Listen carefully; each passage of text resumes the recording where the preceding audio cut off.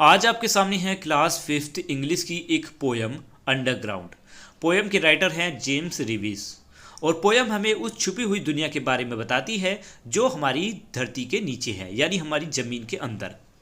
साथ ही हमारी ज़मीन के अंदर कौन कौन सी गतिविधियाँ हो रही है, कौन सी नेचुरल एक्टिविटीज़ हो रही है, कौन जीव वहाँ पर रहते हैं, ये सब हमें इस पोयम के ज़रिए पता चलेगा।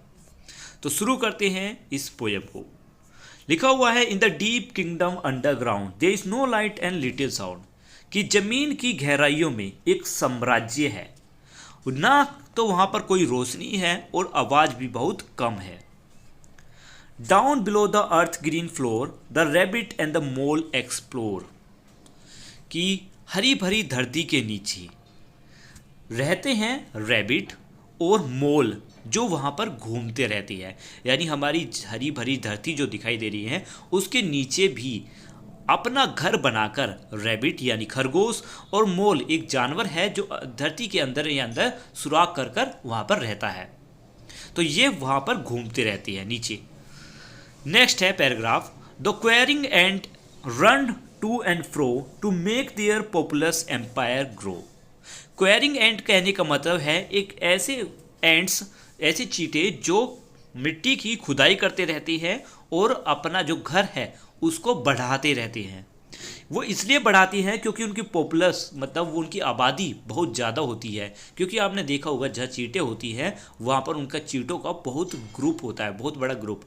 और ये अपने इस एम्पायर को, अपने इस राज्य को, अपनी इस सेना के हिसाब से इस पूरी धरती के अंदर सुराख करते रहते हैं और अपना जो एम्पायर है उसको बड़ा करते हैं।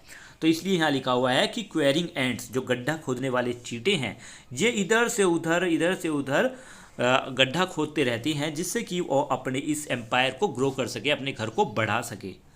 Do they as I pass overhead stop in their work to hear my thread, क्या ये चींटे जो अंदर ही अंदर इधर से उधर सुराख कर रहे होते हैं, क्या मेरे ऊपर से चलने से, मेरे ज़मीन के ऊपर चलने से और मेरे कदमों की आवाज़ सुनकर क्या ये अपने इस काम को रोक देते हैं।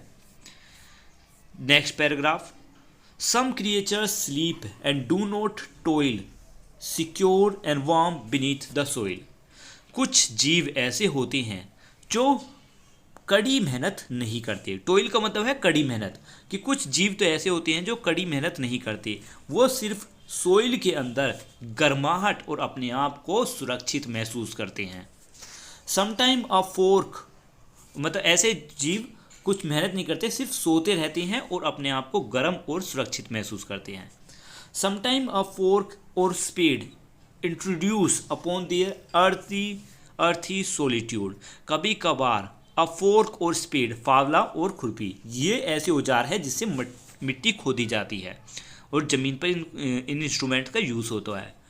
तो ऐसे इंस्ट्रूमेंट जब ज़मीन पर यूज़ किए जाती हैं तब धरती के अंदर जिस अकेलेपन से ये आराम कर रहे हैं, क्या इसके अकेलेपन के आराम में कोई डिस्टर्बेंस आ जाता है, मतलब इनसे इन्हें परेशानी भी होती है। Next paragraph, downward the branching tree roots spread into the country of the dead, कि इस मृतकों की दुनिया में पेड़ों की जो जड़ें हैं वो फैली होती है, मतलब धरती के अंदर जो पेड़ों की जड़ें हैं वो भी फैली हुई होती हैं।